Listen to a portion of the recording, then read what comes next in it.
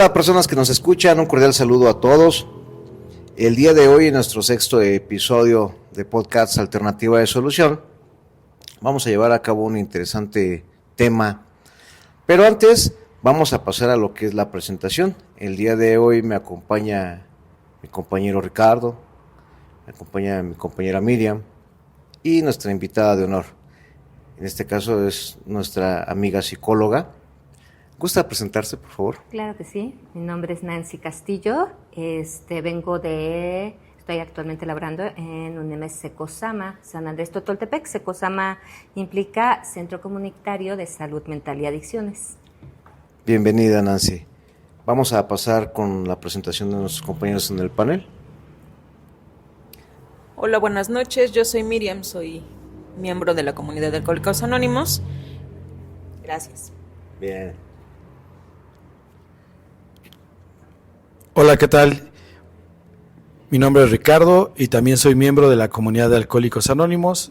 Agradecerles a Arturo y al Área Sur por la invitación. Gracias. Bienvenidos. Bien, yo soy Arturo, me presento con toda la audiencia. Y bien, vamos a pasar a lo que es el tema del día. En este caso, el tema del día es la opinión del médico. En este caso, el doctor Silwork, el médico de cabecera de Bill W. Obviamente, desde sus internamientos por su problemática, no podía dejar de beber. El doctor Silwork era el que apoyaba, el que atendía a Bill W. Como desde sus primeros tiempos, hemos contado con el apoyo de los profesionales en el campo del alcoholismo. En la opinión del médico viene nuestro texto básico. En este caso, lo que hace es emitir la recomendación acerca de Alcohólicos Anónimos, de cómo trabaja. En este caso, la psicóloga Nancy trae su material y nos va a hablar acerca del problema de las adicciones, el problema del alcoholismo. Bienvenida, Nancy. Adelante. Pues mira, yo creo que quisiera reflexionar cómo el alcohol nos ha acompañado desde épocas inmemorables y estamos hablando que quizás encontramos elementos paralelos. Por una parte, la parte médica, este enfoque que ha gozado por muchos años desde una visión de la verdad, y esta otra parte donde las relaciones comunitarias también van generando y gestando formas para afrontar problemáticas cotidianas. Yo te podía hablar de esta otra parte, la parte médica, donde empieza a haber una mirada donde el alcoholismo tiene una dimensión de cuestionarse, y esto es algo natural, se da por ende, o es una cuestión que implica enfermedad. Y podríamos rastrear como que del siglo de 18, 1835, se empiezan a hablar doctores como Benjamin Rush, que refiere al alcoholismo como la odiosa enfermedad, ¿no? Y esta dimensión la plantea señalando que es perjudicial y esclaviza al hombre, aseverando esta situación con respecto a que la persona que continúa consumiendo va a morir, ¿no? En esta situación, él plantea que es la posibilidad de buscar lugares de asilos que permitan contener a las personas, y él contempla y abre la oportunidad de abrir a este elemento que se llama casa sobria, ¿no? Hace un proyecto en estas dimensiones y contempla una visión de dar una atención dando dieta, trabajo, apoyo moral y religioso, ¿no? En esta propuesta. Pero es una propuesta que pues no tiene toda la fuerza para mantenerse por mucho tiempo, ¿no? Pero empiezan a hacer esos pequeños elementos donde visualizan, y recuerda que es muy importante cuando algo se ve, se empieza a trabajar sobre ello. Y estos no son nuestros primeros elementos, porque anteriormente se planteaba pues el consumo como un elemento, una práctica de placer, ¿no? Pero cuando ya se empieza a cuestionar los efectos del consumo, empezamos a buscar estas dimensiones donde posteriormente, 1788, ya en esas décadas empezamos a encontrar a Dr. Thomas Totter, y él plantea que una enfermedad como el alcoholismo da lugar a acciones y movimientos donde se provoca trastornos al cuerpo. Trastornos que van a implicar una alteración a su funcionamiento, ¿no? Entonces, esta dimensión lleva a que algo está pasando y que, además de contemplar ciertas alteraciones perjudiciales a la propia vida, estamos hablando alteración al mismo cuerpo, ¿no? Ya estamos, no nada más que lleven a un efecto inmediato de la muerte, sino dentro de la vida, alteraciones al cuerpo. Años posteriores podemos ver cómo siglo 1826, no son cosas, parecieran pequeñas brincos ya a la distancia, pero estamos hablando que pasaron muchos años entre uno y otro elemento. Para el doctor Justin Edward, él nos plantea ya una situación de sentencia muy marcada, vinculada con los patrones de consumo como el alcoholismo, y plantea, si los borrachos, y así lo dice, si no se reforman, morirán, ¿no? Ya en estos determinismos y planteando posibilidades. Mucha gente podría decir como una dimensión de juicios, de determinación, pero si lo leemos desde otro lugar, hablamos de una condición de posibilidad de reforma, ¿no? Eso es un elemento importante donde se abren elementos que muevan a esta situación que Samuel Goodman planteaba, donde confinaba que solamente los alcohólicos van a estar relacionados con crimen y locura, ¿no? Entonces empieza a plantear, a ver, aguas, estamos generando estereotipos, ¿no? Sí. Entonces, ya cuando planteamos y cuestionamos cómo se nombra desde una categoría a sujetos, ya estamos también cuestionando estos términos. Posteriormente podemos decir que otro autor que suena, o más bien que un autor, un grupo que se hizo llamar como el Washingtoniano en 1840, que pues, logró congregar una cantidad muy elevada de población, ¿no? Dentro de su grupo, 4,200 personas dentro de este grupo, consumidores, albergarlos, y eso también está interesante, que una cosa es que se haga una propuesta y otra que la gente recurra a ella, y en esta propuesta él contempla otro elemento, el trabajo, contempla el apoyo psicológico y contempla la ayuda de unos a otros y cómo estos tienen beneficios para el propio sujeto, ¿no? Entonces, estos pequeños elementos empiezan a darnos cuenta que no se trata de dejar de consumir, sino todos los otros elementos que vienen bien al ser humano y no nada más están vinculadas con la sustancia, sino están vinculados con su hacer y con la relación con los otros. En 1846, obviamente aquí estamos contemplando algunos elementos muy vinculados en Estados Unidos como Nueva York. Aquí se habla ya de la apertura de lo que ellos llaman asilo para ebrios, términos puestos que de una otra forma llega a tener sus momentos de auge, pero que se topa con otra realidad, los problemas financieros, ¿no? Pueden haber muy buenas propuestas, pero si se quedan a pequeñas propuestas de grupos y no tienen todo un apoyo de un programa social, pues tienen dificultades en su subsistencia.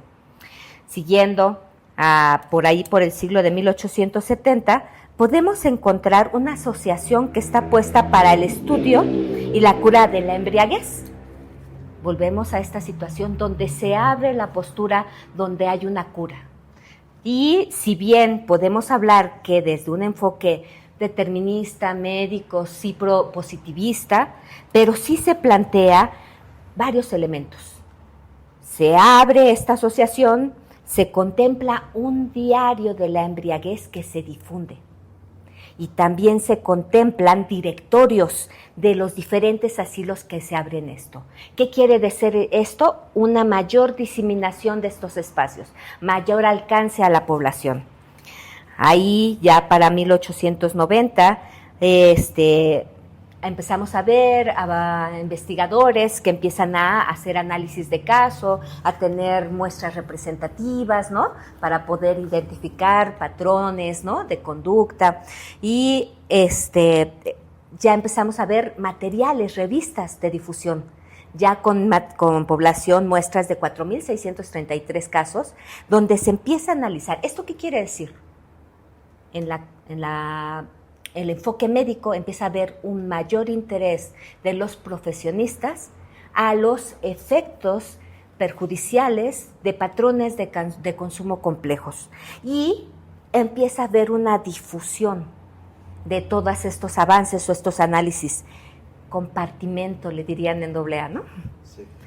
Esta es la parte que quizás podría yo decirles, no les estoy planteando que el enfoque médico descubre el hilo negro o ese hilo que nadie, sino podríamos plantear cómo hay líneas paralelas, ¿no?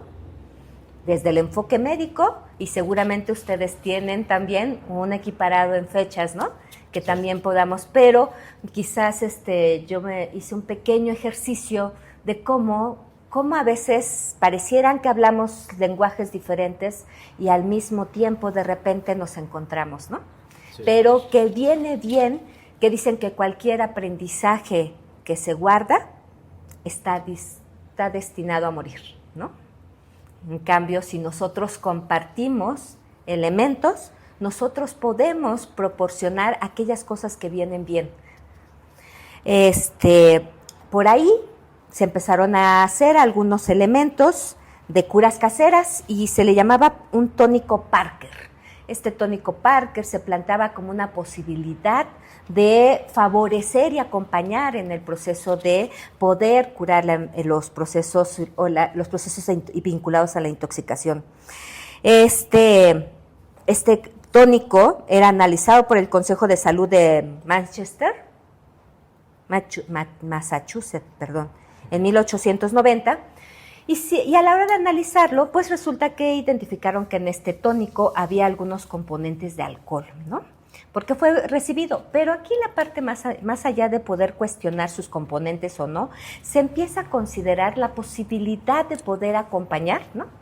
A través de un tratamiento farmacológico que pudiera reducir el malestar vinculado al consumo de sustancias y no pararlo de tajo, ¿no? Entonces podríamos decir que son pequeños ejercicios en este nivel. En Estados Unidos podemos identificar que se empiezan a multiplicar los centros de atención, se empiezan a conformar tratamientos farmacológicos más en forma. Podríamos plantear un tratamiento que estaba compuesto con biclorito de oro, ¿no? En esos tiempos. Pero este tratamiento, más allá de hablar de la eficacia, que traté de buscar su nivel de efectividad, lo que es interesante es que en esta opción se llegaron a incorporar en diferentes instancias en su totalidad alrededor de 30.513 miembros, ¿no? Que es mucha gente buscando apoyo, ¿no? Mucha gente recurriendo a todas estas estrategias, y que estas estrategias estaban siendo tanto ejercidas por profesionistas a personas que estaban demandando este tipo de servicios. La OMS en 1950 hace la declaración donde el alcoholismo ya de manera oficial es visto como una enfermedad incurable, progresiva y mortal. Son términos bastante graves, ¿no? ¿Y esto qué implica cuando sea la OMS? Que no es una situación de una organización. Ya hace llamado al Estado, donde está teniendo costos a nivel de morbilidad y mortalidad, que está teniendo impacto financiero, pero también impacto no solamente en la población que consume, que esa es la parte más importante. No estamos hablando solamente de la persona, de una persona y de un proceso individual. Estamos hablando de una problemática social. Una persona que consume alcohol no es una persona que se le ocurrió consumir alcohol, sino que está dentro de un contexto. Si fuéramos un poquito más allá. La persona no lo buscó, está dentro del contexto. Generar un patrón de consumo problemático está vinculado dentro de una cultura, no es un proceso individual. Paradójicamente, por eso tiene mucho sentido cuando se cuestiona el estigma individual. Se le coloca al sujeto la responsabilidad de una conducta que es construida dentro del grupo social. yéndonos a esta parte donde se interceptan las historias y donde se plantea que el surgimiento de AA es un sistema reconocido por muchos profesionales muy reconocidos como Duncan Silmon, el psicólogo Carl Jung, el médico neurólogo Kennedy, que han reconocido a AA como un magnífico recurso terapéutico. Y en la actualidad, y era lo que le quería revisar algunos de los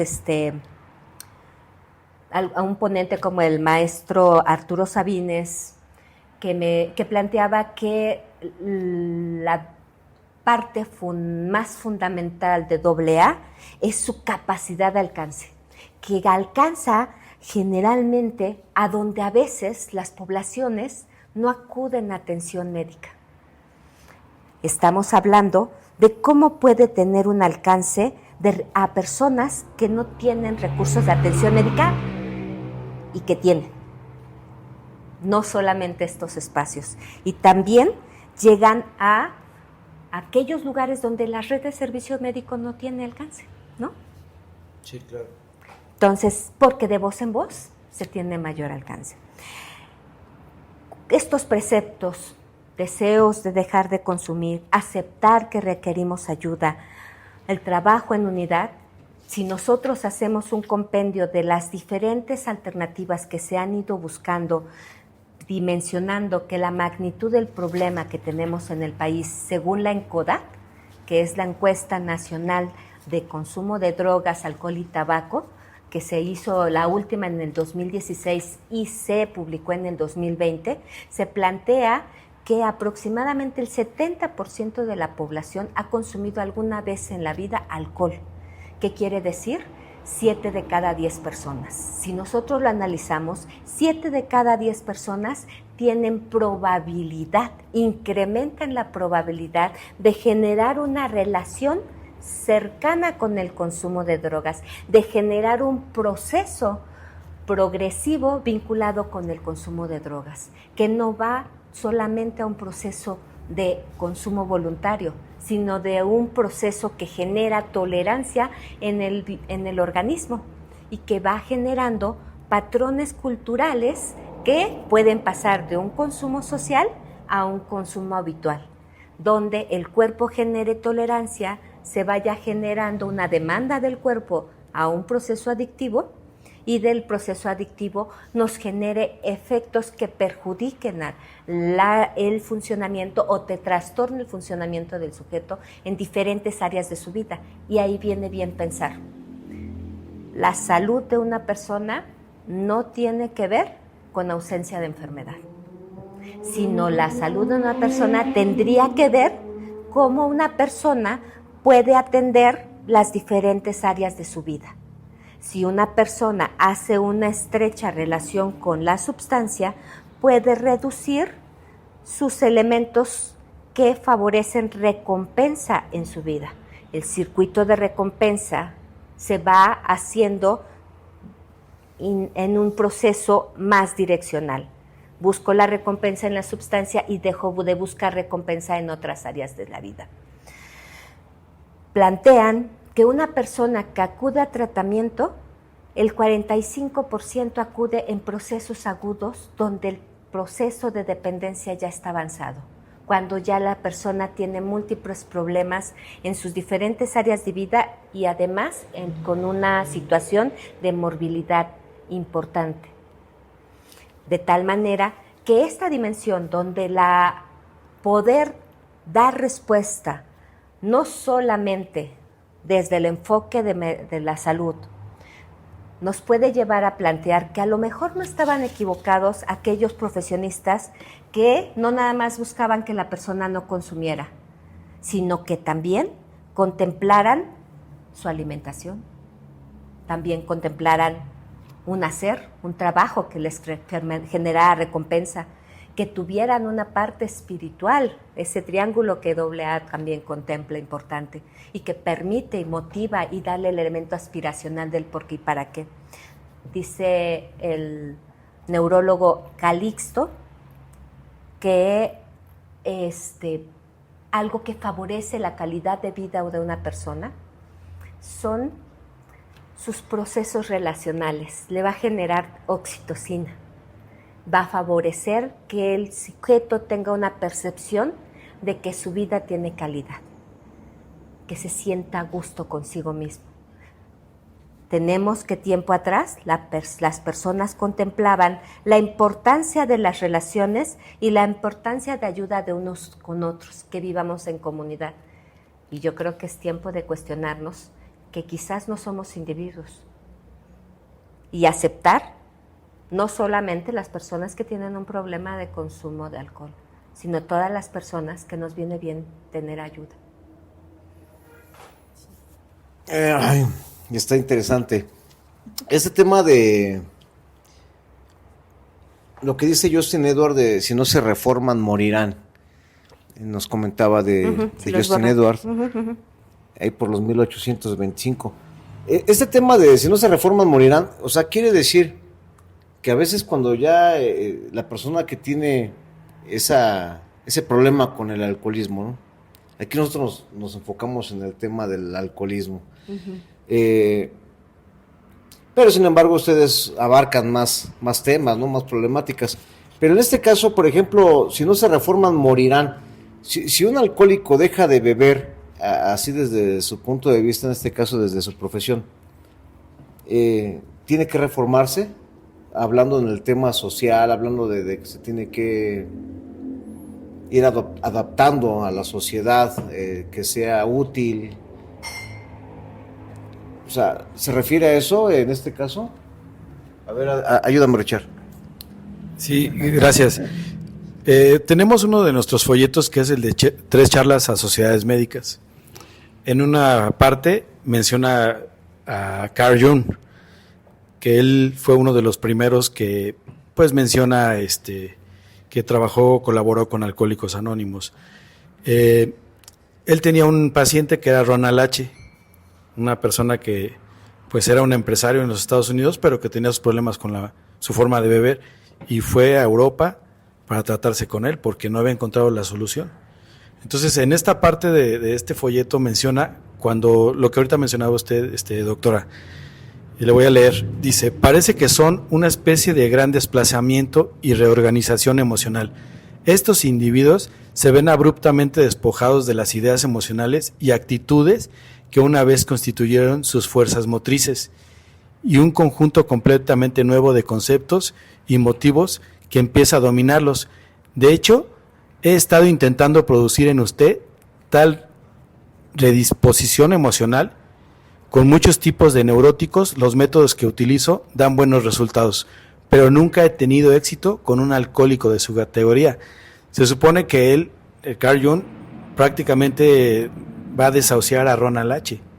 Y lo único que le pide, pues como paciente, que busque la parte de fe, de religión, que para tratar de transformarse en ese caso, ¿no? Entonces ahorita lo que usted mencionaba, que por lo regular los pacientes alcohólicos tenemos ese desplazamiento.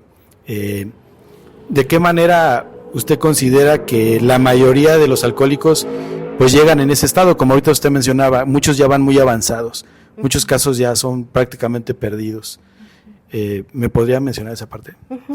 Sí, hay una parte muy vinculada con esta tolerancia y adaptación de los procesos neuronales que están vinculadas a que, dirían por ahí, algo que favorece esta asociación alcohol reforzador. Puede haber múltiples motivos por los cuales una persona hace que la relación del alcohol, que la persona se relacione con el alcohol de manera más estrecha. Mientras más cercanía, mayor visibilidad.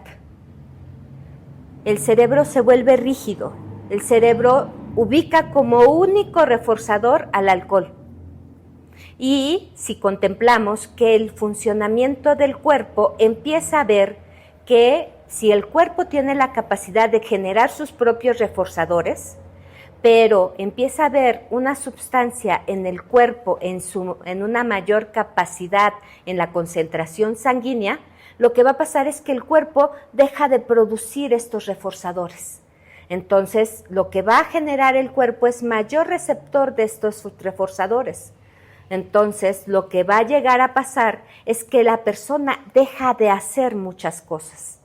Y entonces, lo que va a pasar si no consume la sustancia es que como ya no produce reforzadores, va a generar una sensibilidad mayor, una hipersensibilidad, pero en este caso negativa. ¿Qué vamos a pensar en suponiendo en una relación muy simplista, pero quizás que si nos permite el ejemplo, que se reduce la cantidad de serotonina en el cuerpo que se produce a partir de las otras sustancias, porque empieza a incrementarse el tiempo de búsqueda de la sustancia, empieza a incrementarse el pensamiento relacionado con la sustancia y empieza a incrementarse la frecuencia del consumo y la cantidad del consumo.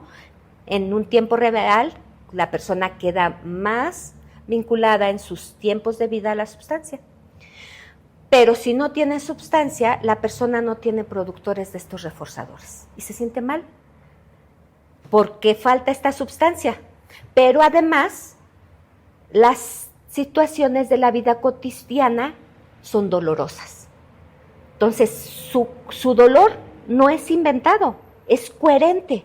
Una persona sufre porque pierde cosas, una persona sufre porque las cosas no salen como uno quiere. Sin embargo, como no hay los suficientes reforzadores, el malestar no está en este nivel, sino está mucho más abajo.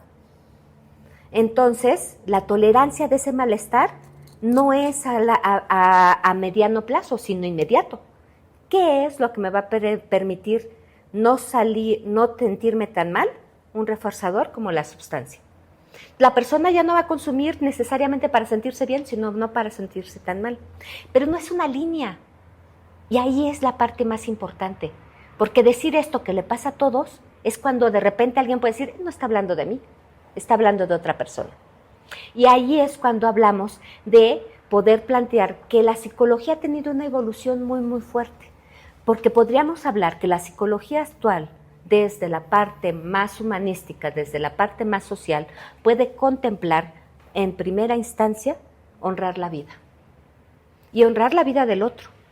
Y poder cuestionar que quizás tenemos mitos urbanos. Voy a ir con el psicólogo porque estoy mal y me va a hacer ortopedia, me va a enderezar. Y entonces pasa esta concepción. Entonces quiere decir que la persona tenga que renunciar a toda su vida y tenga que buscar esto que debe de ser. Y resulta que de repente una persona dice, estoy haciendo esto que debe de ser, pero no me da satisfacción. Esto que debe de ser y que me dices tú que me debo de comportar tal cual, no me da suficiente satisfacción. ¿Por qué? Porque ¿quién sería yo para decirte qué es lo más conveniente que te hace sentir bien desde mis referentes?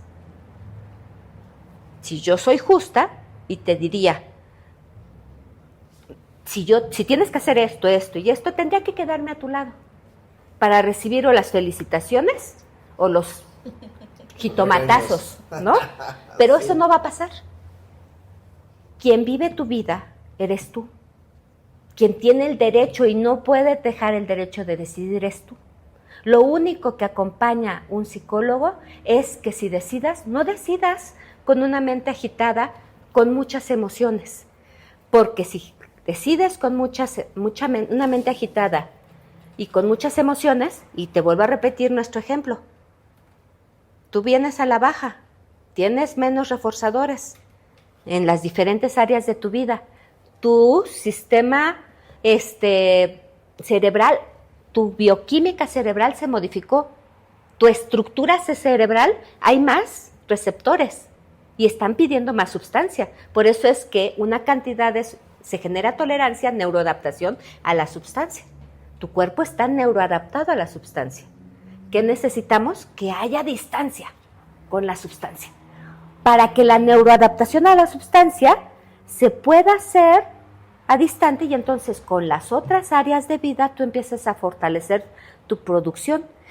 Alguien diría, bueno, voy a trabajar muchísimo, voy a aumentar y voy a correr muchísimo y de repente alguien se cansa muchísimo, se agota mucho y es que no no tengo, de todas maneras no me siento a gusto. ¿Qué está pasando? Sí está haciendo cosas muy convenientes, está empezando a generar que su cuerpo sienta la energía vital, está mejorando alimentación a lo mejor, pero no tiene que ser un trabajo. Para eso estamos hablando de todo un proceso evolutivo de las ciencias, donde las personas no tienen que enfrentar la vida solos. Y yo creo que en ese sentido es cuando de repente solamente el acompañamiento psicológico no es suficiente. Porque uno a uno, yo le podría decir a la persona, yo te acompaño, pero tú vas allá afuera vas a trabajar y tomar decisiones, ¿no? Pero yo te voy a ver una semana y a la semana, y en el inter, ¿qué puede pasar? Que también hay otros, como los grupos de autoayuda, que pueden acompañar en otros procesos, en otras actividades, pueden generar trabajos, pueden generar relaciones, pueden difundir mensajes, pueden difundir experiencias. Entonces, yo lo que diría que un acompañamiento psicológico en la actualidad, lo que trabaja en una dimensión es honrar la vida, procurar éticamente que cada persona defienda su derecho a existir en su máxima diferencia, contemplando que somos comunidad. Que podemos favorecer nuestro beneficio sin afectar a los otros, ¿no? Y que es más aún, siendo realistas. Si nos ayudamos unos a otros, se nos facilitan muchas cosas. Es muy común escuchar en las personas que a mí no me ha dado nada de nada. Yo he trabajado todo por mí, ¿no? A mí nadie me ha dado nada. Yo he trabajado muy duro y he salido adelante por mí. Y se les olvida que realmente somos sujetos bien blanditos. Y en esta ciudad tenemos lugares de privilegio. Tenemos a mucha gente trabajando de otros espacios y que nosotros hacemos realmente en la actualidad cambalaches. Trabajo, me dan un billete y yo cambalacho una manzana que trae atrás gente de trabajo, tiempo de trabajo, a múltiples personas, la que sembró, la que cosechó, la que trasladó. A ver, cómete tu billete, a ver si te nutre. Entonces, la parte más importante que podemos pensar es que la psicología no es un área de decirle al otro qué tiene que hacer. La psicología, desde esta parte, es honrar la vida del otro y plantearle, por eso es tan importante toda esta trayectoria donde se visualiza el alcoholismo como una enfermedad, porque se plantea que es algo humano, algo que le pasa a una persona y que esa persona le pasa a otras. Y que a veces podemos contemplar que dentro de nuestra violencia cultural, en nuestra cultura, el patrón de consumo que se difunde en el doble discurso es patrón de consumo exclusivo. ¿Cómo podemos favorecer que se cuestionen esos patrones de consumo? Que realmente no se le ocurrieron a la persona que consumió, ¿no? Tenemos culturas promotoras de ello. ¿Cómo podemos hacerle? Por eso les comentaba, es bien importante que lo visualicemos, que cuando un cuerpo genera tolerancia, no nada más es que él diga ya no quiero consumir, sino que a lo mejor necesitamos decirle todos los elementos que están vinculados y que él pueda identificar que dentro de esta problemática él también tiene capacidad de agencia, cuidándose en grupo, cuidándose con profesionistas de la salud, si hay una cuestión donde hay un proceso de adaptación, neuroadaptación a la sustancia, pues que los toxicológicos lo pueden ayudar, ¿no? Un tratamiento farmacológico que le ayude a que no tenga que pasar tanto sufrimiento. O sea, las cosas duelen, pues sí, pero no tiene que doler tanto. Alguien podría decir, ¿cómo es posible que te duela esto? Pues no, pues tú lo dices desde tu lugar, pero los procesos traumáticos, los procesos dolorosos son individuales. Y puede ser que ahorita yo diga, pues sí, pues si me asaltan, pues puedo aguantarla, pero a lo mejor mañana van mal las cosas y no tengo la capacidad anímica para poder afrontar algo así y de repente me quebranto. No solo es de la persona, también cada momento nos lleva a poder a veces afrontar algunas cosas y a veces no. Hay que aceptarlo. No lo puedo afrontar, me puedo apoyar. Por eso podría plantear esta dimensión que usted me decía, ¿no? Sí, Nancy, surgen muchas preguntas ahorita en todo este tema de la explicación que nos vas dando conforme al material que nos presentas. De inicio, el tema de ir viendo el acompañamiento psicológico. Nosotros, de alguna manera, siempre lo hemos planteado como a miembros de la comunidad, que AA no está peleada con la ciencia, ni con la medicina, ni con ni con cualquier tipo de religión y todo este tema. Pero sí es importante ver hasta qué punto en el tema de los alcohólicos puede ser, estamos hablando de una cultura, ¿no? Lo que comentabas ahorita, o sea, ya es un patrón de conducta que se viene arrastrando desde muchos años atrás. El contexto de empezar a conocer el alcohol, de vivir en ese ambiente, pues ya va generando más fuerte el alcoholismo en una persona. Pero ¿cómo se le puede hacer para que las personas dentro ya de la comunidad, los miembros de la comunidad puedan comprender esta parte, que la psicología es parte también elemental para poder llevar a cabo su proceso de recuperación? Fíjate que es como, dicen que todos pueden ser llamados a la mesa y no todos llegarán, y se vale. No son las únicas opciones, ¿no? Yo creo que la psicología es un área de cuidado y tiene como un precepto donde la persona se sienta cuidada, se sienta en un lugar seguro, se sienta no cuestionada, ¿no? Entonces, si la persona logra una vinculación relacional que permita esa generación de oxitocina, que te haga sentir humano, que te haga sentir que hay esperanza. Es curioso, nosotros podríamos hablar que son palabras románticas, sin embargo, es importantísimo pensar que no, este precepto incurable, ¿no? Bueno, pues, ¿qué tal que sí puedo hacer? Yo le decía que el término resiliencia, ¿no? Que aludía, pues es un panquecito que si lo aplastas se vuelve a levantar, lo aplastas se vuelve a levantar.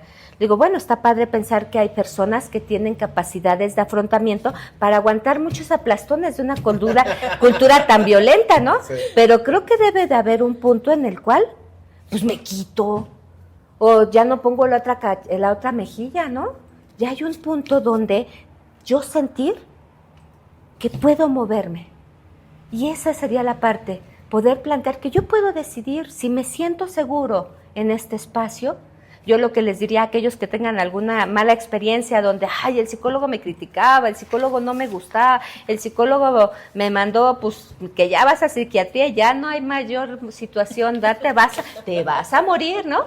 Esta situación, pues poder plantearnos nuestro derecho desde la resistencia, nuestro derecho a existir y poder asumir que puedo construir una vida digna de ser vivida de acuerdo a mis valores, que yo pueda plantearme esta posibilidad donde no asuma que soy, porque el soy es así tan rígido como la relación que podemos generar con algo, que solamente creo que soy yo, siempre he sido mecha corta y mi papá fue mecha corta y siempre seré mecha corta. Estos determinismos también nos hacen una mente rígida. Validan que yo grito, validan que yo pego, ¿no? Y no me hacen cuestionarme que si yo grito, genero más bronca, ¿no? Que si yo consumo, pues me siento alivianado, pero se arma una grande en la situación de casa, las problemáticas, no estoy resolviendo. Entonces, poder plantearme que yo no soy, voy siendo. Y que yo puedo plantearme cuál es mi estructura de cosas que vienen bien a mí y que yo creo. A mí cuando llego a atacar este punto me viene mucho a la mente un paciente que hace muchos años conocí, que él me decía, yo no soy un adicto, Nancy, como otros, yo he trabajado muy duro, he logrado procesos, avances. Y cuando alguien me dice adicto, no me siento identificado. Le dice, discúlpame, no es una situación de negación de la enfermedad como se puede plantear, que es un elemento importante, aceptar que requiero ayuda. Pero en algún momento alguien me dijo, vamos a generar, vamos a saltar. Y de primera instancia dijeron, pues así conseguimos para más sustancia. Y de primera instancia yo dije, pues va, me paré. Y cuando me paré, me senté, me asusté, porque yo dije, si paso esa raya ya no soy yo. ¿Qué tanto yo puedo participar en lo que soy yo? Y yo creo que esa es la propuesta, ¿no? ¿Qué somos? ¿hacia dónde vamos? Si nos quedamos arrepintiendo del pasado, ¿no? Vamos a llenarnos de culpa y vamos a ronronear y lastimar mucho nuestro ser. Y a lo mejor viene bien mirar el pasado con gentileza, aceptar que no lo puedes cambiar, pero darte cuenta, como podemos darnos cuenta en la trayectoria y en la historia, de cómo vamos viendo que el consumo de alcohol no es algo que se nos ocurrió, que es una industria. Y que esta industria, si no nos cuidamos, nos agarra. Y que nosotros procuremos, pues, tener agencia, ¿no? De nosotros y de los nuestros, ¿no? De nuestra gente. No sé si esa parte a mí me mueve mucho esta lucha que puede tener este joven para decir, ese no soy yo, no le entro. Porque eso lo puedes hacer tú mucho. Fíjate, Nancy, el tema de... El doctor Silkworth en este escrito menciona que la mente del alcohólico está muy asociada al psicópata y al maníaco depresivo. Aquí se menciona acerca de lo que es el crimen y locura relacionados con el alcoholismo.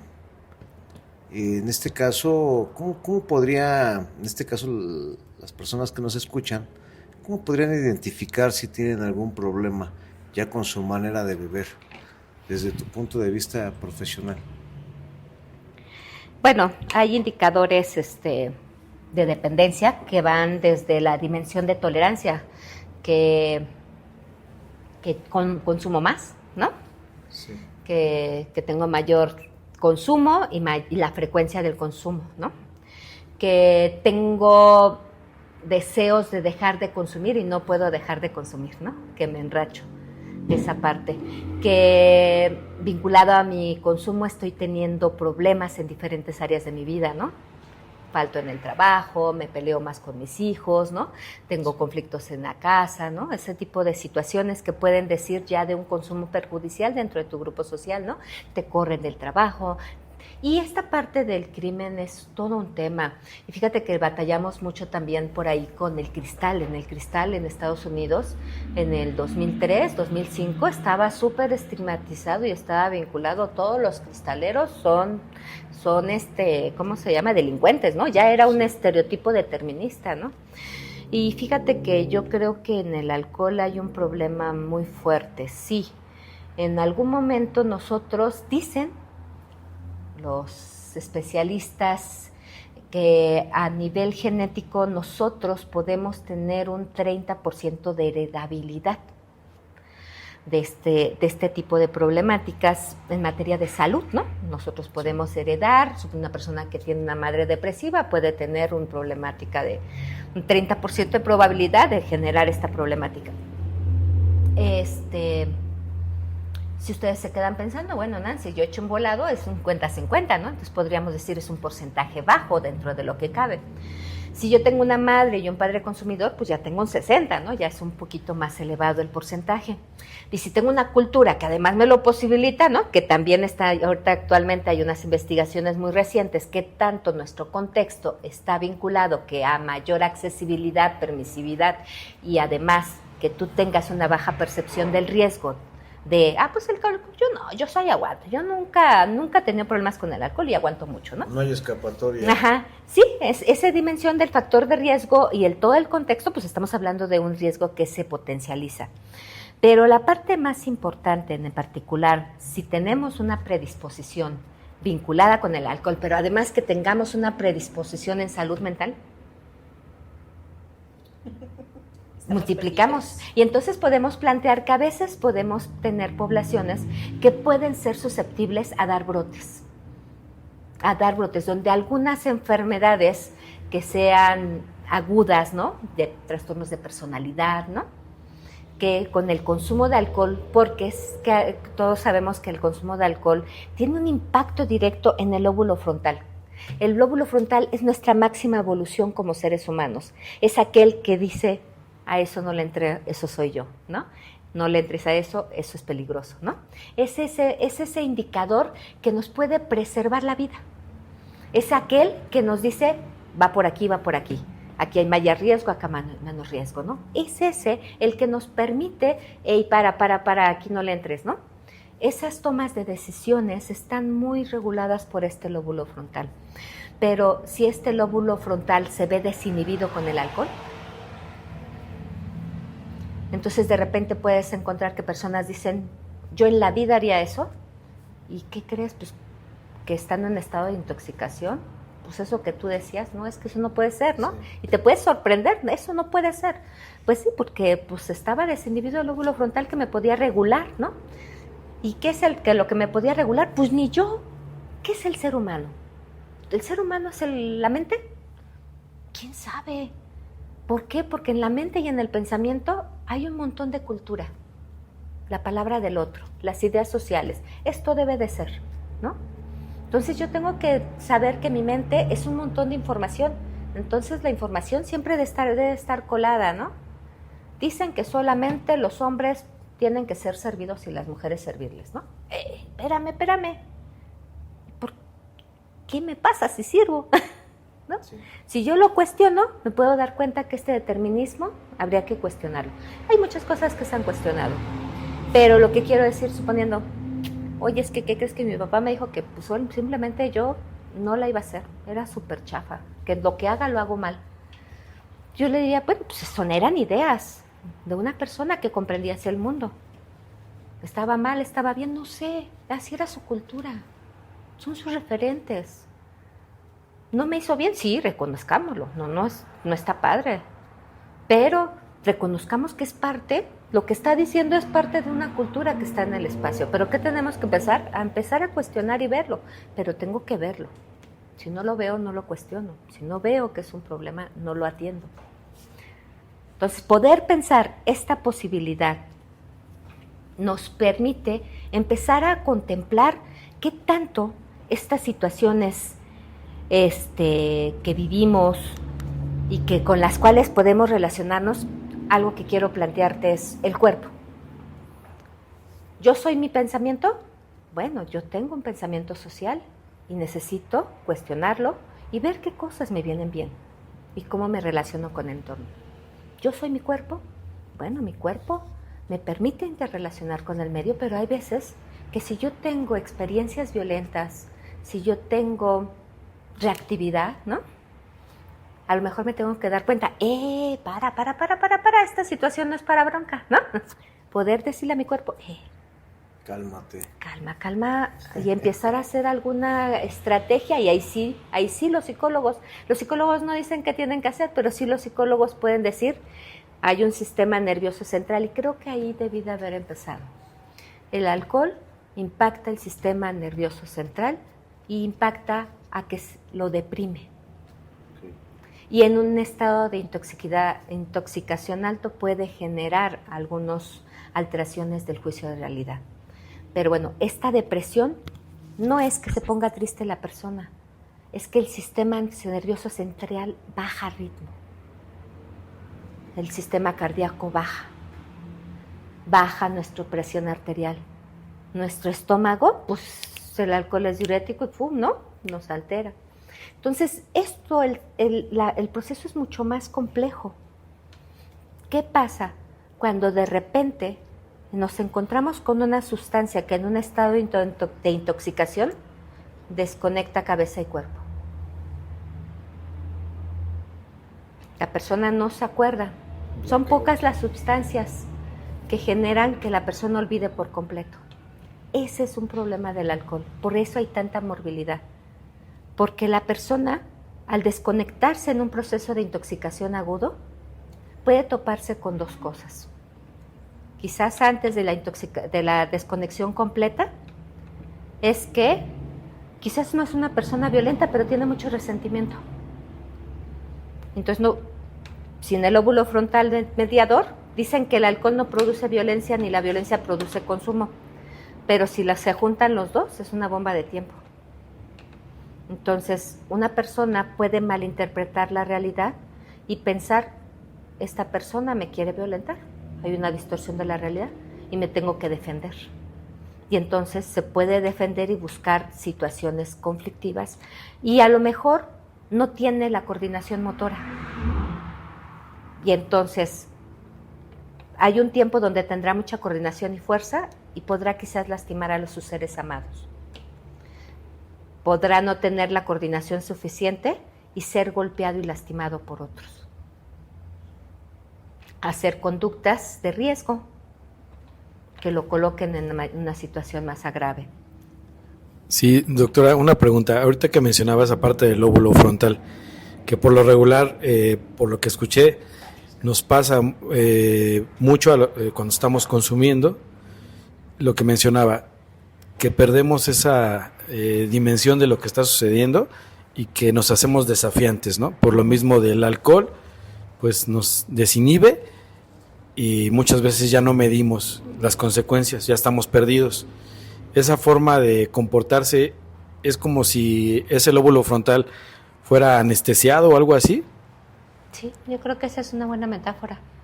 Es una anestesia, se desinhibe, se baja esa fuerza que él tiene para poder plantearse. ¿Por qué? Porque ¿qué está haciendo coherentemente el cuerpo? Defendiéndose, ¿no? ¿Por qué? Porque estoy percibiendo que el otro me quiere agredir. Pero el problema dentro de esta situación, que puede pasar también, no sé si tengas presente cómo puede ver cuando a veces tenemos mucha ira, ¿no? Cuando nosotros tenemos mucha ira, independientemente de tener consumo de alcohol, puede ser que en algún momento yo pueda asumir esta persona y yo dé como una condición de verdad. O sea, mi cabeza en ese momento, por eso te comentaba, mucho pensamiento, mucha emoción, puede distorsionar nuestra realidad. Y si le agregamos un proceso de intoxicación, pues podemos ver que quizás podemos encontrar que personas están atravesando por un proceso legal, por un delito grave, por una situación que no tuvo la intencionalidad, pero que sí lo llevó a una situación que fue juzgado severamente, ¿no? Y eso es como muy complejo porque tampoco es y ahí hay condiciones éticas muy complejas, porque tampoco es justificar, sin embargo, sí es importante plantear los altos riesgos de estas situaciones, ¿no?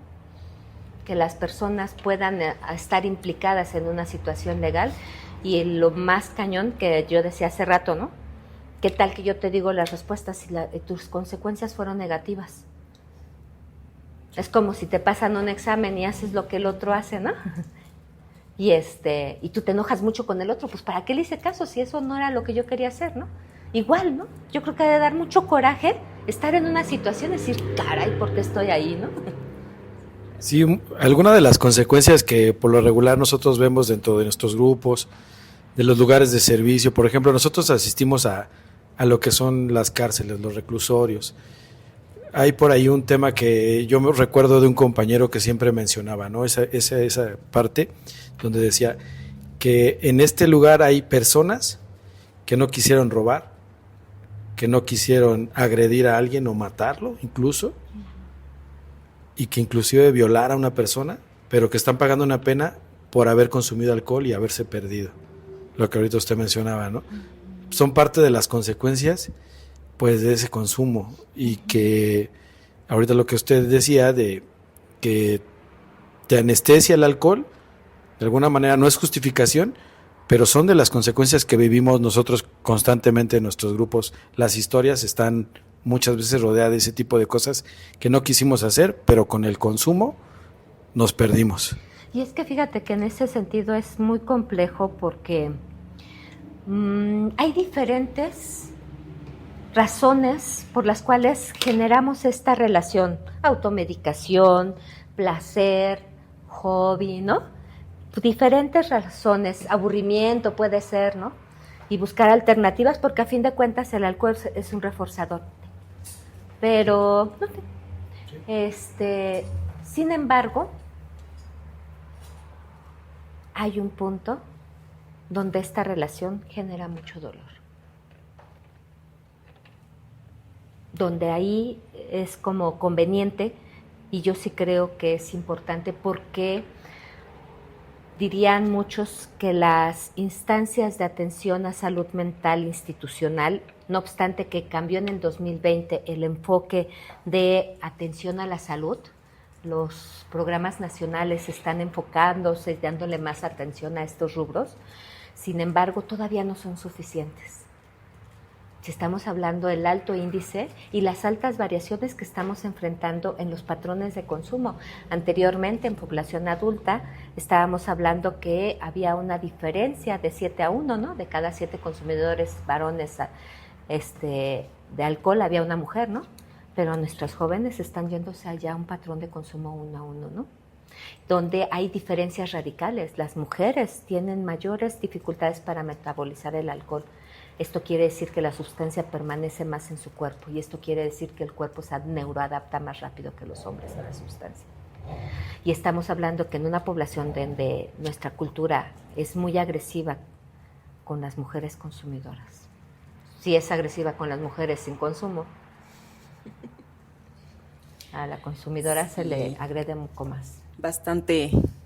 Las estadísticas que va mencionando ahorita son cada vez más fuertes en la juventud, ¿no? A mí me salta esta parte de preguntar qué es lo que pasa con el cerebro. El método terapéutico que tenemos del doctor Harry Tiebout nos menciona mucho este tema del ego, que es la parte que en serio a nosotros los alcohólicos pues obviamente nos agobia tener que admitir que tenemos una enfermedad, que estamos enfermos, que necesitamos ayuda, que ya toda la sintomatología que nos presentaba ahorita del sistema nervioso, del sistema neurológico y todo esto, pues obviamente tiene una consecuencia. Con todo lo que nos está explicando ahorita, es bueno saberlo. Pero ¿qué pasa con el ego para los alcohólicos? ¿En qué momento el cerebro empieza a pensar, ya párale, ya fue mucho, ya te equivocaste, porque ya te lo dijo hasta el perro, ya tienes problemas severos con el alcohol, con tu forma de consumo, sea alcohol o droga, o alguna dependencia? ¿Qué es lo que está pasando entonces? ¿Cómo reacciona el cerebro? A mí sí porque mi proceso fue en ese tema. ¿Qué te hace entender que sí tienes un problema? ¿Cómo llega esa parte del cerebro a comprender? Y en la parte de la psicología, el tema del ego, cómo poder trabajarlo para poder llegar a esa admisión para las personas. Y es que fíjate que en ese sentido creo que tiene mucho que ver, no nada más la situación de la persona que consume alcohol, sino que el individualismo es una situación propiciada desde hace muchos años, ¿no? Donde se promueve que es mejor, ¿no? Que las personas sean valientes, ¿no?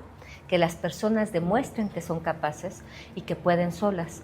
Y es como un discurso que se rompe desde muchos lugares, porque en la realidad,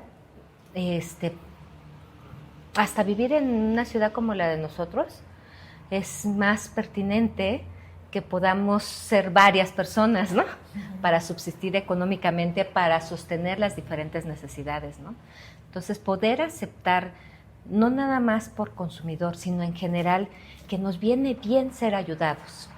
Y que te puedo asegurar que muchas personas por dentro sí dicen ya. Pueden plantear, hay un cansancio, ¿no? Ya, ¿no? Ya nada más necesito que tú me digas, ¡pum!, ¿no? Yo te diría, en la medida de lo posible, creo que precisamente decir, ustedes, los que tienen el problema del consumo, ¿no? Puede ser un proceso de estigma, porque realmente en esos compartimentos donde nos acercamos a los otros, donde planteamos eso que nos viene bien ser parte de un grupo, eso que haciendo, ¿no? A veces no tengo que decirle, te tengo que convencer, ¿no? Pero a lo mejor con actividades donde te sientas parte, porque de veras que nos hace falta sentirnos parte en muchas cosas, ¿no? Llegas a un trabajo y te sientes aislado, ¿y cómo le hago? ¿Y cómo lo debería de saber hacer? Pues no, la mayoría necesitamos preguntar aquí cómo se hace, ¿no?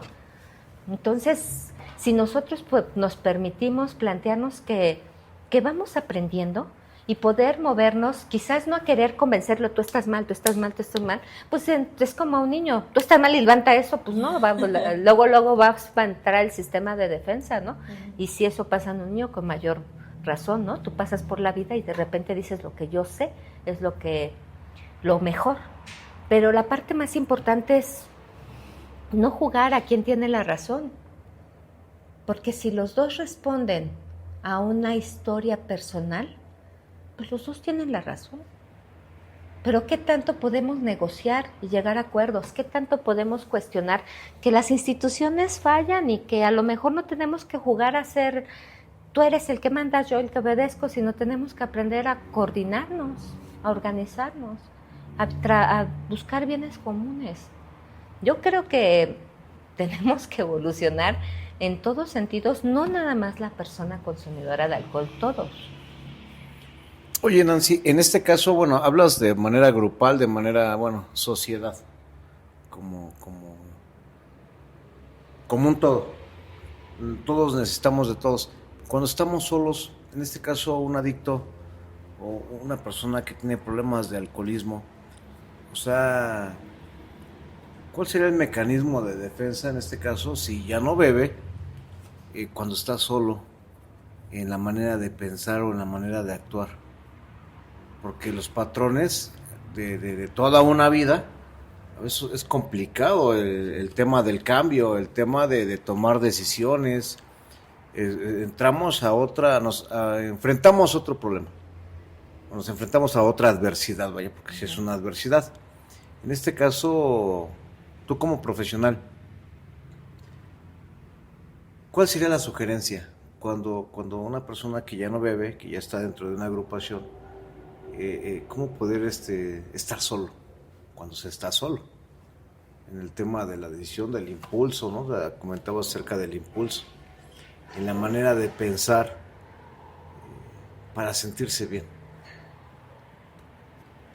Órale, pues sí es todo un tema que estás poniendo en la mesa.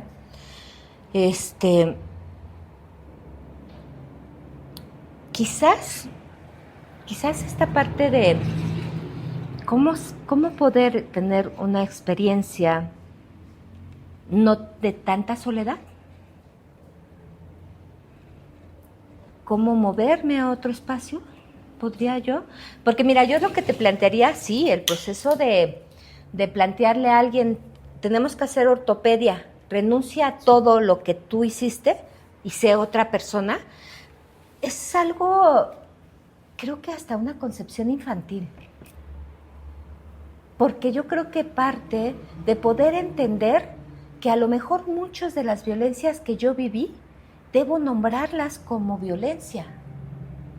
Si yo tuve, y no porque quiera yo nombrar a un familiar como el personaje malo de la historia, pero sí plantear que esta persona tuvo una cultura y que tuvo conductas inadecuadas. No poder sostener el rencor a la persona, pero sí nombrar que eso que viví no debí de haberlo vivido. Y que como yo lo viví, lo vivieron otras personas. Este sentimiento de humanidad compartida es muy importante. Poder plantearme que no es nada más cuestión de romper y decir que tengo que renunciar porque todo en mí está mal, porque eso es muy difícil. ¿Con qué dejamos a las personas? Si yo hice lo que pude con lo que tuve en el transcurso de mi vida, entonces a lo mejor tengo que empezar a hacer exploraciones más nobles y gentiles, y quizás ese es un tema que está trabajándose mucho en la actualidad, poder empezar a desarrollar conductas compasivas, y eso es un tema muy bonito porque no es la compasión donde vemos al otro, ay, estás más amolado que yo, entonces me siento mejor, ¿no? Sí, claro. Pero plantear esta posibilidad donde la compasión alude a otro gesto. Tú te volteas y te das un trancazo e inmediatamente todo el mundo decimos, ¡au! Este gesto es la humanidad compartida.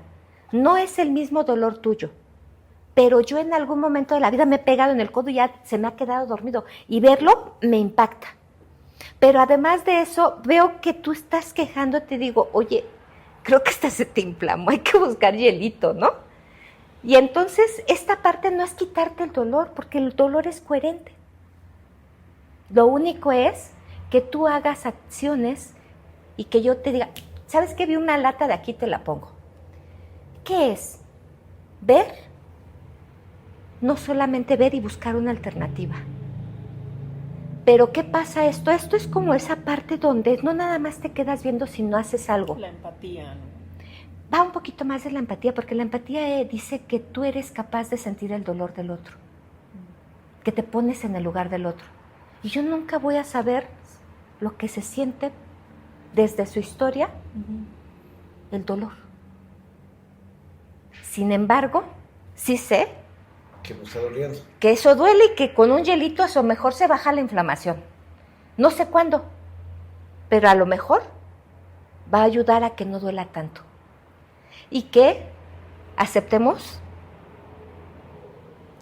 que soy ser humano y que mi condición de ser humano hace que me equivoque. Nos equivocamos, pero ¿cuál es el detalle? ¿Llevar la culpa de que me equivoqué? ¿O aceptar que me equivoqué? ¿Y cómo cuido mi ahora y el mañana? ¿Cómo busco reparar eso? Pero además poder plantear que no se puede cambiar. Me volteé de cabeza, no se puede cambiar. ¿Y cómo puedo plantearme que la situación es una cosa y el recuerdo es otra? Esto pasó y esto, ahora que lo veo, me equivoqué y lo hice mal. ¿Aquí qué está pasando? Un recuerdo. Hay un juicio. Estoy valorando esta conducta o esta situación como negativa. Hay veces que la situación no duele y el recuerdo sí. ¿Por qué? ¿Cómo estoy interpretando este evento? ¿Cómo lo estoy cargando hacia mí? ¿Lo hice de manera intencional? ¿Fui una torpe? Pues no estoy siendo gentil conmigo. O el otro me quería fregar, ¿no? Lo odio y lo detesto por siempre. Entonces hay que tener cuidado cómo resguardamos y cómo miramos atrás. Nombrar lo inadecuado como inadecuado para evitar que se repita. O sea que el juicio genera más dolor. Si nosotros le ponemos intencionalidad a los actos. Por ejemplo, puede ser que no me dormí bien, puede ser que no comí y puede ser que mi chavito me llega a decir algo, ¿no? Ya nos queremos ir y yo le digo, no me interesa que necesites, ve y háztelo tú si quieres, ¿no? Y él dice, pues, ¿qué te pasa, no? Y me contesta mal y entonces ¡pum!, se vuelve una multiplicación de situaciones. Y de repente se va llorando y se sale de la casa. Y yo me quedo, ¿qué pasó? Si nada más me preguntó esto, ¿por qué le contesté así? Qué mala persona soy. No soy una buena madre, ¿cómo es posible que lo lleve a esta situación? Entonces, lo que está jugándose aquí es que yo estoy mirando mi conducta, que sí es inadecuada, pero la estoy cargando de lo mal, lo hice de manera intencional, lo quería fastidiar, ¿no? Entonces, a veces poder plantear, me equivoqué, tengo que hacer algo con eso que me equivoqué, tengo que pedirle disculpas y volver, y no nada más con disculpas, sino cuidar que esta situación, cuando me cache yo que estoy haciendo otra vez esta situación y esa cadena de acciones, paro. Por eso es tan importante, dirían los filósofos, la pausa. No seguirte como borras. Mucha emoción, mucho pensamiento, ¡fum! A conducta, ¡fum! Pego. Sí, entra el Y ya después, razonamiento, ¿no? Lo pensó, lo dije. La invitación es eso, cuidemos, a veces no le carguemos tanta intencionalidad a las cosas y sí reconozcamos, a ver qué. Y seamos, porque hay veces que vemos hacia atrás y ahí va mi comentario con la compasión. Me equivoqué.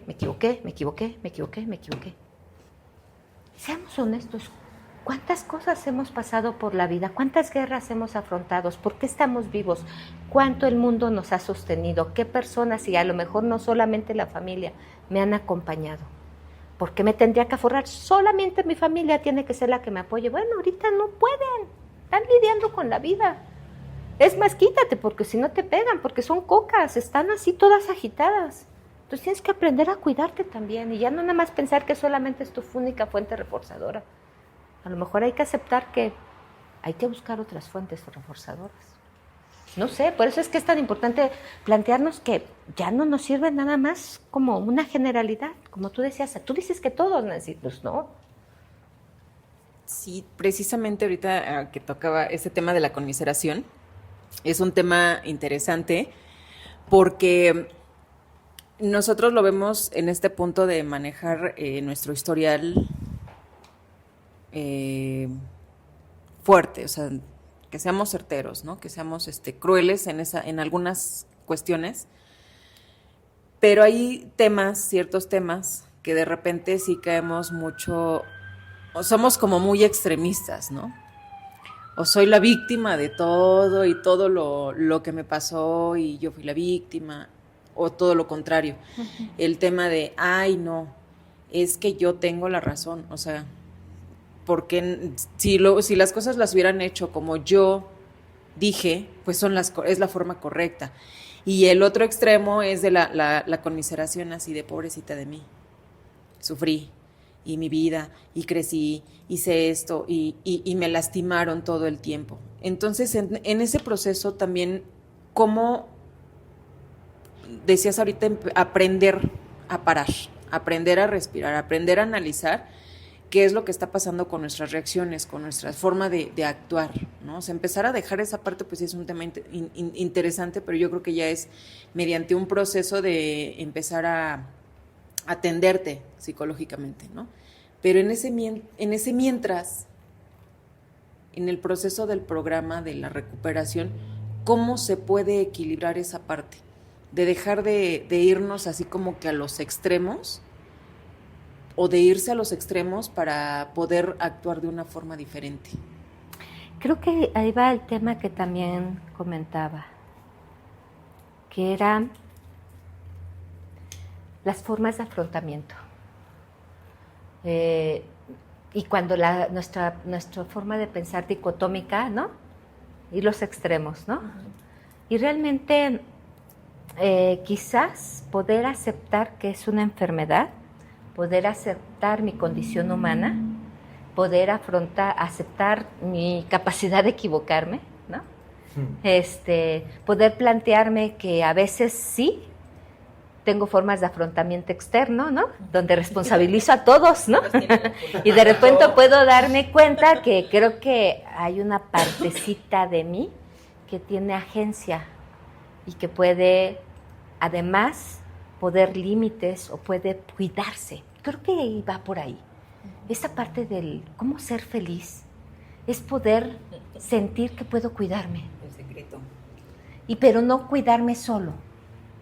Fíjate que es muy, muy interesante cómo de repente puedo permitirme descansar, poder hacer esa pausa, pero desde un movimiento. Es rarísimo, pero es poder decir, ay, ya me cansé de escucharme a mí mismo, ¿no? Ya ronroñé esta situación, creo que porque hay gente que dice, me voy a dar terapia solo, ¿no? Espérate, habla con alguien, eso nos nutre, por eso es la riqueza de AA.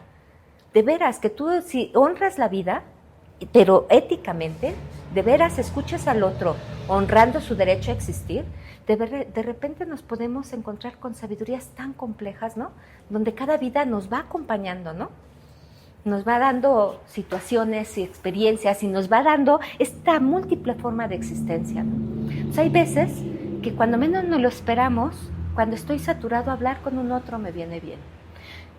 Habrá momentos que no tolero hablar con un otro, no quiero escuchar ruido, y hay momentos donde escuchar la música y descansar en mi cuerpo es una solución. Empiezo a correr y no sé si ustedes se identifican, pero a veces correr haciendo una bajadita y sentir el aire y ver bosques, ¡pum! ¡Pum! Es así como corro fuerte, ¿no?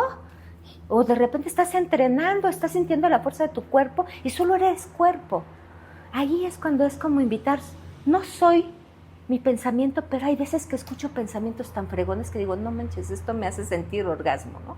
O de repente puedo estar sintiendo muchísimo ejercicio y de repente sentir la fuerza de mi cuerpo y decir, empiezo por el cuerpo y a lo mejor mi cuerpo se siente más fuerte y eso me hace sentir seguridad en él, sentirme seguro. O a veces puede ser que en este momento quiero estar adentro y disfrutar la seguridad de este espacio. Pero habrá otros momentos cuando te diga, estas paredes ya no me dan estímulo, necesito estar afuera, necesito encontrar y hacer otras cosas. Entonces dicen que una condición del ser humano es ser buscador. Bien, estamos llegando al final de este episodio, Nancy.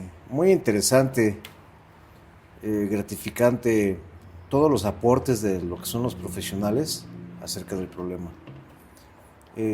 yo me voy con un buen sabor de boca en este tema de lo que es ¿cómo es el proceso? ¿Cómo trabajas en este caso con personas que tienen problemas de adicción? ¿Cómo lo ves, no? ¿Cuál es esa alternativa? Se siente muy cálido. En esta charla siente mucha calidez. ¿Algo que quieran agregar, compañeros, para concluir este episodio? Adelante. Pues agradecerles por la charla y bueno, recordarles que estamos en las redes sociales en lo que es YouTube y el canal es Comité de IP Área Sur, el podcast Alternativa de Solución. Recordarles que nuestros servicios en Alcohólicos Anónimos son gratuitos. Si quieres más información acerca de nuestro programa, puedes acudir a cualquier grupo de tu comunidad, al más cercano, y recibirás la información en el grupo. Agradecerte, Arturo, agradecerles, psicóloga, gracias por la participación. También nos vamos con un gran sabor de boca por esta charla y por sus puntos de vista. Muchas gracias. Bien, Ricardo. Miriam. Yo me voy con esa conclusión que mencionaba en un principio, de que podemos hablar en diferentes idiomas, pero va a haber un punto en el que nos encontramos en el idioma de AA y el idioma profesional, en que yo lo veo ahorita de que pues todo el sistema que va manejando, ¿no? el proceso de la psicología, que también es trabajo, que tiene que haber una admisión, una aceptación de la ayuda, que tiene que haber un proceso de buscar algo que hacer para dejar de estar desquacerados, que tenemos que empezar a hacer los trabajos en conjunto, en equipo. Entonces, eso para nosotros, o al menos yo me voy con esta parte, de que maneja nuestros 3 legados. La recuperación, que tiene que haber una admisión, y el proceso de recuperación, que del segundo legado, en trabajar en equipo, que tenemos que hacer algo unidos, ¿no? Que nos escuchemos mutuamente, que nos vayamos compartiendo nuestras experiencias, que podamos mantener un bienestar común entre nosotros mismos como comunidad, y que tenemos que hacer algo. Aparte del trabajo que nos puede generar economía personal, también el trabajo dentro de Alcohólicos Anónimos. El transmitir el mensaje, lo que dices ahorita, es bien importante. El que nosotros nos quedemos nada más con, ahora sí que nuestra perla de vida, ¿no? El ya me recuperé y a ver cómo le hacen los demás, pues también es negativo. Pero que el transmitir esta parte del mensaje de cómo le hemos hecho nosotros para ir, al menos en mi caso, ir sobrellevando la vida un poco diferente a como vivía antes, hacer algo diferente, el servicio, ¿no? Y que llevarnos todo este proceso de la mano de la parte profesional, pues es bien importante para nosotros, también porque no nos quedamos con la idea nada más de que AA tiene la razón, ¿no? Sino que es una parte también muy importante en la cuestión de escuchar un punto de vista diferente, que no solamente lo decimos nosotros, sino que también hay muchas ramas en las que tenemos esa parte de apoyo, y que sí, ciertamente nos vamos unificando en algunos puntos de nuestro lenguaje y de nuestros procedimientos para poder tener una vida diferente. Le agradezco mucho, Nancy. Esperamos que se pueda tocar otro tema en algún otro momento, porque sí está muy interesante toda esta cuestión. Y pues agradecerte, Arturo, agradecerte, Richard, la invitación también. Y pues muchísimas gracias. Espero que nos veamos pronto por acá. Gracias. Un último comentario que quieras agregar, Nancy. Pues en particular creo que es una parte, sí, me uno a la parte de tenemos el poder acompañar la adicción del alcoholismo, tiene mayor eficacia con trabajo multidisciplinario, contemplando toda la fuerza que implica los grupos de AA, ¿no? De autoayuda. Yo podría plantear fuertes sentimientos de impotencia una y otra vez, ¿no? Donde de repente pareciera una puerta giratoria, ¿no? Que los veo, pasa un tiempo, pasa otro tiempo, ¿no? Pero yo sí creo que estos pequeños encuentros, si somos más trabajando, van acompañando vidas, ¿no? Yo no sé ¿no? Que pueda ser, que a que se le hable cura, lo que sí creo, y creo genuinamente, que a mí me viene bien como profesionista sentir que puedo cuidar y sentir un espacio de esperanza mío y del otro. Yo creo que todos en nuestra vida cotidiana hemos enfrentado el fuerte dolor que implica la relación cercana con el alcohol, ¿no? En nuestros familiares, en nuestros seres amados, ¿no? En nuestra cultura. Y nos viene bien sentir que hay la chance de vivir esa vida digna de ser vivida de acuerdo a lo que cada quien considera. Gracias. El día de hoy, nuestra amiga psicóloga Nancy Castillo, ella viene de Secosama, de San Andrés Oteltepec. Asimismo, también tenemos un grupo institucional de nombre Harry M. Tibot, que sesiona los días sábados. ¿Con qué horario? De 11 a 12. De 11 a 12 del día. Si ustedes requieren de más información, también nos pueden escribir en la página. Podríamos atender alguna duda que surja por ahí del público en general. Y el objetivo que nosotros tenemos es que todo este trabajo pueda llegar a la persona que tenga problemas con su manera de beber, o familias que tengan el problema de convivir con un alcohólico. Estamos a sus órdenes. Queremos agradecer el tiempo escuchado y la atención. Y en el próximo podcast vamos a estar hablando acerca de Hay una solución, el segundo capítulo de nuestro texto básico, y para eso ya tendremos unos invitados sorpresas. Queremos agradecer a todos y gracias a todos por buenas noches.